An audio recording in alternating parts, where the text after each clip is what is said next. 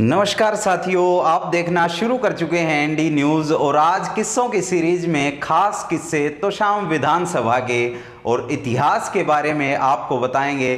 तोशाम विधानसभा हमेशा से ही हरियाणा में सुर्खियों में रही है क्योंकि ये विधानसभा पर कब्जा रहा है 40 साल तक लगातार बंसी लाल और उनके परिवार के सदस्यों का, जिसके चलते ये विधानसभा हरियाणा की राजनीति में हमेशा चर्चा का विषय रहती थी। हरियाणा विधानसभा पहली बार 1957 में अस्तित्व में आई जब संयुक्त पंजाब की 105 विधानसभा सीटों को बढ़ा करके परिसीमन के बाद 121 कर दिया गया था।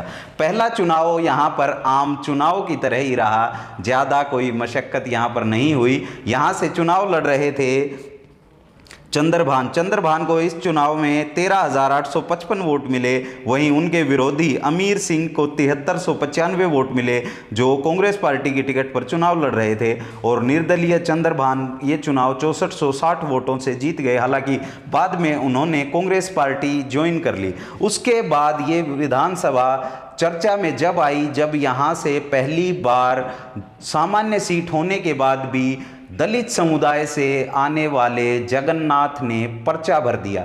जगन्नाथ को पूरे भिवानी जिले में एक युवा नेता के रूप में जाना जाता था और उन्होंने भरपूर चुनौती दी सामान्य वर्ग के लोगों को। जगन्नाथ ये चुनाव निर्दलीय तौर पर लड़ रहे थे और उनके सामने चुनौती थे निहाल सिंह को इस चुनाव में 5754 वोट मिले। वहीं जगन्नाथ 6017 वोट पाकर विजयी रहे। ये चुनाव जगन्नाथ ने मात्र 263 वोटों से जीता था और उस समय ये सबसे कम अंतर से जीत वाली विधानसभा भी रही थी। जगन्नाथ का यहाँ पर चुना जाना रूढ़िवादी परंपराओं को चुनौती देने से कम नहीं था, लेकिन इससे भी ज़्यादा इस विधानसभा की चर्चा जब हुई जब दिल्ली से वापस लौटकर चौधरी बंसीलाल ने यहाँ से चुनाव लड़ना शुरू किया। चौधरी बंसीलाल 1967 में गुलजारी लाल नंदा के इशारे पर प्रदेश की राजनीति में कूद पड़े और उन्होंने अपनी सियासत के लिए अपनी जन्मभूमि से संबंधित सीट को चुना, यानी कि तोशाम को चुना। तोशाम विधानसभा का चुनाव 1967 में कांग्रेस पार्टी की टिकट पर लड़ा। जीत के लिए उन्हें ज़्यादा मशक्क़त नहीं करनी पड़ी। उनके सामने उस वक्त चुनौती थे मनीराम को इस चुनाव में 6142 वोट मिले। वहीं बंसीलाल 11,511 वोट लेकर इस चुनाव में आसानी से विजयी रहे और 5369 वोटों के साथ ये चुनाव बंसीलाल ने आसानी से जीत लिया। इसके बाद ज़्यादा दिन तक सरकार नहीं चल पाई और पंडित भगवत दयाल शर्मा को विधायकों की मची भगदड़ के बाद इस्तीफा देना पड़ा। 1968 में फिर से चुनाव हुए और इस सीट पर हर किसी की नज़र थी क्योंकि दिल्ली से इशारा आ चुका था कि इस बार मुख्यमंत्री को बदला जा सकता है। 1968 में चुनाव हुए। बंसीलाल के सामने चुनौती बने जगबीर सिंह पंघाड़ को इस चुनाव में 7860 वोट मिले। वहीं बंसीलाल को 9109 वोट मिले और 1249 वोटों से ये चुनाव बंसीलाल ने आसानी से जीत लिया। इंडियन नेशनल कांग्रेस की टिकट पर बंसीलाल चुनाव लड़ रहे थे। वहीं संगठन सोशलिस्ट पार्टी की टिकट पर चुनाव लड़ रहे थे जगबीर सिंह पंघाड़। और यहाँ से इतिहास रचा गया जब पहली बार बंसीलाल को मुख्यमंत्री पद की शपथ दिलाई गई और उन्हें इसी कार्यकाल में हरियाणा के निर्माता के रूप में जाना गया। उसके बाद हरियाणा में 1972 में चुनाव हुए। दरअसल कांग्रेस पार्टी का उस समय पूरे भारत में बोलबाला था और इंदिरा का एक तरफा भारत की राजनीति में सिक्का चलता था। 1971 के पाकिस्तान युद्ध के बाद इंदिरा गांधी ने एक साल पहले ही चुनाव करने का निर्णय लिया क्योंकि उस समय उनकी शख्सियत शिखर पर थी। बंसीलाल ने भी देर न करते हुए हरियाणा विधानसभा को भंग कर दिया और हरियाणा में भी एक साल पहले ही चुनाव हुए। 81 विधानसभा सीटों पर कांग्रेस पार्टी ने चुनाव लड़ा, जिसमें से 52 सीटें कांग्रेस पार्टी ने जीत ली और फिर से हरियाणा के मुख्यमंत्री बने बंसीलाल। लेकिन ये सीट दिलचस्प हो गई क्योंकि उस समय हरियाणा के कद्दावर नेता चौधरी देवीलाल भी इसी विधानसभा सीट से चुनाव लड़ रहे थे। देवीलाल को इस विधानसभा चुनाव में 10,000 वोट मिले। वहीं बंसीलाल आसानी से 30,000 वोट पाकर ये चुनाव जीत गए और इसके बाद देवीलाल बड़े निराश हुए और ऐसा कहा जाता है 1 साल तक वो किसी भी राजनीतिक गतिविधि में नज़र नहीं आए और अपने गांव में जाकर खेतीबाड़ी करने लगे। लेकिन उस समय विपक्ष के नेताओं द्वारा जब उनसे रिक्वेस्ट की गई तो वापस 1 साल बाद वो चुनाव में लौटे। इसके बाद बात करते हैं 1977 के चुनाव की। देश ने उस समय तक वो इमरजेंसी का बुरा दौर देख लिया था जब इंदिरा के शासनकाल में पूरे देश में तानाशाही हुई और विपक्ष के नेताओं को जेल में ठूस दिया। फिर एक दिन इंदिरा गांधी को ये इल्हाम हुआ कि उन्हें चुनाव करवाने चाहिए और जून में सभी राज्यों में और भारत में चुनाव की घोषणा हो गई। इस चुनाव में कांग्रेस के लिए डगर आसान नहीं थी। केंद्र में भी सत्ता कांग्रेस ने गंवा दी और हरियाणा प्रदेश में भी सभी दलों के गठबंधन से बनी जनता पार्टी ने चुनाव लड़ा। जनता पार्टी को इस चुनाव में 75 सीटें मिली, वहीं कांग्रेस पार्टी 3 सीटों पर सिमट गई। यही वो चुनाव था जब हरियाणा प्रदेश के 3 युवा नेता जीत करके आए थे। चौधरी वीरेंद्र सिंह 1977 में उचाना से जीते थे, वहीं रणदीप सुरजेवाला के पिताजी शमशेर सिंह सुरजेवाला भी इसी विधानसभा चुनाव में जीते थे और तोशाम विधानसभा से जीते थे चौधरी सुरेंद्र सिंह, जो बाद में हरियाणा के कृषि मंत्री भी रहे और इस सीट पर उन्हें विशेष तौर पर सम्मान दिया जाता है। चौधरी सुरेंद्र सिंह को 1977 के चुनाव में 23,814 वोट मिले। वहीं उनके सामने निर्दलीय चुनाव लड़ रहे जगबीर सिंह पंघाड़ को 21,640 वोट मिले और ये चुनाव सुरेंद्र सिंह ने 2174 वोटों से जीत लिया। अब बात करते हैं 1982 के चुनाव की। 1982 के चुनाव में भी ये सीट सुरेंद्र सिंह और बंसीलाल परिवार के हिस्से आई। चौधरी सुरेंद्र सिंह को इस चुनाव में जीतने के लिए ज़्यादा मशक्कत नहीं करनी पड़ी। 1982 के विधानसभा चुनाव में सुरेंद्र सिंह को 23,283 वोट मिले। वहीं उनके सामने चुनाव लड़ रहे ओम प्रकाश को मात्र 7655 वोट मिले, जो लोक दल की टिकट पर चुनाव लड़ रहे थे और 25,682 वोटों से ये चुनाव आसानी से चौधरी सुरेंद्र सिंह ने जीत लिया। लेकिन इसके बाद आया वो चुनाव जब एक नौजवान ने चुनौती दी बंसीलाल के गढ़ को। उनके सामने चुनाव लड़ रहे थे लोकदल की टिकट पर धर्मवीर सिंह। फिलहाल भिवानी महेंद्रगढ़ सीट से लोकसभा सांसद धर्मवीर सिंह की पहली एंट्री थी। उन्हें देवीलाल की लोकदल ने तोशाम विधानसभा का टिकट सौंप दिया और उसके बाद उन्होंने बंसीलाल को दिन में तारे दिखा दिए। ऐसा बुजुर्गों के द्वारा, जो धर्मवीर के समर्थक हैं उनके द्वारा किया जाता है। ये चुनाव वैसे अगर बात की जाए इलेक्शन कमीशन की वेबसाइट के अनुसार तो ये चुनाव धर्मवीर सिंह ने जीत लिया था और बंसीलाल को इस चुनाव में हार हाथ लगी थी। लेकिन बाद में वो हाई कोर्ट पहुंचे, लेकिन जब तक उनका कार्यकाल पूरा हो चुका था और इस चुनाव को धांधली के लिए इलीगल करार दिया गया। इस चुनाव में चौधरी धर्मवीर सिंह को लगभग 32,547 वोट मिले, वहीं बंसीलाल को 30,361 वोट मिले और ये चुनाव धर्मवीर ने 2186 वोटों से जीत लिया।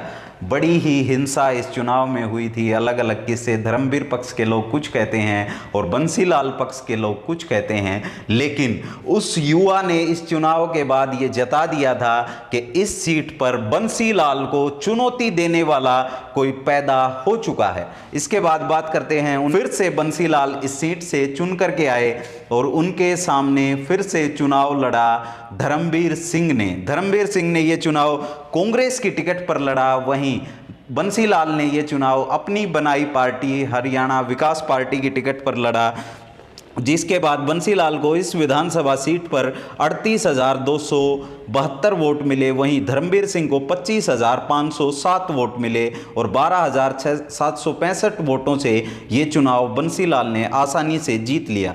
इसके बाद लेकिन धर्मवीर कहाँ हार मानने वाले थे। इसके बाद 1996 के विधानसभा चुनाव में वो फिर से बंसीलाल के सामने चुनाव लड़ने के लिए कूद पड़े। लेकिन ये वो समय था जब बंसीलाल के शराबबंदी के नारे का गली गली जिक्र था और बंसीलाल का वो नारा उन्हें वापस सत्ता में लेकर के आया।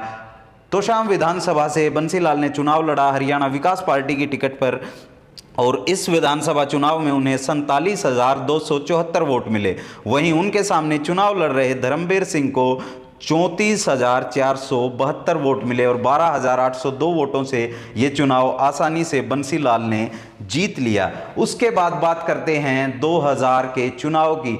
2000 के चुनाव में धर्मवीर सिंह ने फिर से ताल ठोकी और उनके सामने चुनाव लड़ रहे थे बंसीलाल के लाडले बेटे सुरेंद्र सिंह।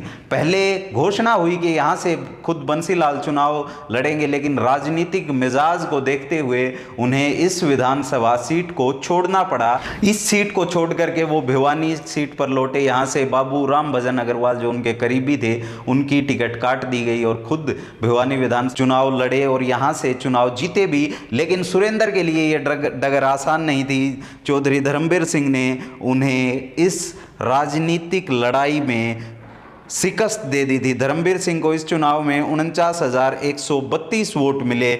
वहीं सुरेंद्र सिंह को इस चुनाव में मात्र 28,335 वोट मिले और लगभग 20,797 वोटों से ये चुनाव आसानी से धर्मवीर सिंह ने जीत लिया। इसके बाद बंसीलाल ने राजनीति से लगभग इस्तीफा ले लिया और सुरेंद्र सिंह सक्रिय राजनीति का हिस्सा पहले भी थे, लेकिन अब जो बैटन थी, जो रेस की बैटन थी, वो सुरेंद्र सिंह के हाथ में थी। हरियाणा विकास पार्टी का फिर से इंडियन नेशनल कांग्रेस के साथ विलय हो गया। 2005 के चुनाव में सुरेंद्र सिंह के लिए ज़्यादा मुश्किल नहीं हुई। 2005 के चुनाव में उन्होंने 57,480 वोट मिले और 22,612 वोटों से ये चुनाव जीत लिया। उनके सामने इंडियन नेशनल लोकदल के कैंडिडेट सुनील सिंह लांबा चुनाव लड़ रहे थे, जिन्हें 34,868 वोट मिले।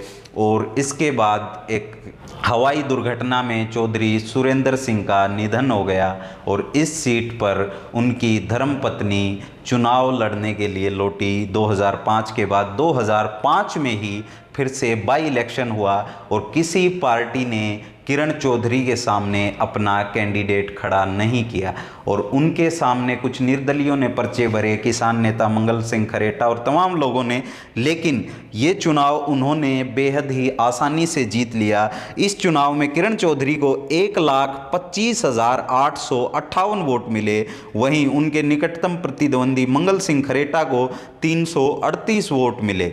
इसके बाद बात करते हैं 2009 के चुनाव की। 2009 के चुनाव में भी किरण चौधरी को चुनाव जीतने में ज़्यादा मुश्किल नहीं हुई। किरण चौधरी ने मंत्री रहते हुए ये चुनाव कांग्रेस पार्टी की टिकट पर लड़ा और इस चुनाव में किरण चौधरी को 62,290 वोट मिले। वहीं उनके सामने इंडियन नेशनल लोकदल के प्रत्याशी को कर्नल गजराज को 16,183 वोट मिले और 46,107 वोटों से किरण चौधरी ने ये चुनाव आसानी से जीत लिया। इसके बाद बात करते हैं 2014 विधानसभा की, क्योंकि ये चुनाव बड़ा ही दिलचस्प होने वाला था। फिर से बंसीलाल परिवार के सामने हमेशा चुनौती रहे धर्मवीर के भाई राजवीर सिंह लाला यहाँ से निर्दलीय चुनाव लड़ रहे थे। इस चुनाव में हालांकि राजवीर सिंह लाला के और धर्मवीर के हाथ निराशा हाथ लगी, लेकिन उन्होंने चुनौती जरूर दी किरण चौधरी को। किरण चौधरी को इस चुनाव में 58,218 वोट मिले। वहीं दूसरे नंबर पर रही कमला रानी जो इंडियन नेशनल लोकदल की प्रत्याशी थी, जिन्हें 38,477 वोट मिले और धर्मवीर सिंह मिलकर भी अपने भाई को जिता नहीं पाए। इस चुनाव में राजवीर सिंह लाला को 38,427 वोट मिले। इसके बाद बात करते हैं 2019 के चुनाव की। इस चुनाव में एक बार लग रहा था कि भारतीय जनता पार्टी के टिकट पर चुनाव लड़ रहे शशि रंजन परमार उनके लिए चुनौती साबित होंगे, लेकिन ऐसा नहीं हो पाया। ये चुनाव भी किरण चौधरी ने लगभग 20,000 वोटों से जीत लिया। इस चुनाव में किरण चौधरी को 72,699 वोट मिले। वहीं शशि रंजन परमार को 54,640 वोट मिले और इस वक्त किरण चौधरी तोशाम विधानसभा से विधायक हैं। लेकिन 2024 के लिए कितनी डगर उनके लिए आसान होगी, क्योंकि तमाम मुद्दे इस वक्त कांग्रेस की अंदरूनी कलह है। कांग्रेस के और कैंडिडेटों का यहां से तैयारी शुरू करना, तमाम प्रकार के मुद्दे इस वक्त हवा में हैं, क्योंकि 2024 का चुनाव नज़दीक है और चुनाव की भी पल पल की रिपोर्ट देंगे। अगले किस विधानसभा के इतिहास के बारे में आप जानना चाहते हैं वो भी कमेंट करके हमें बताएं। वीडियो को ज़्यादा से ज़्यादा शेयर करें। आप देख रहे थे एनडी न्यूज़, मेरा नाम है सोमवीर।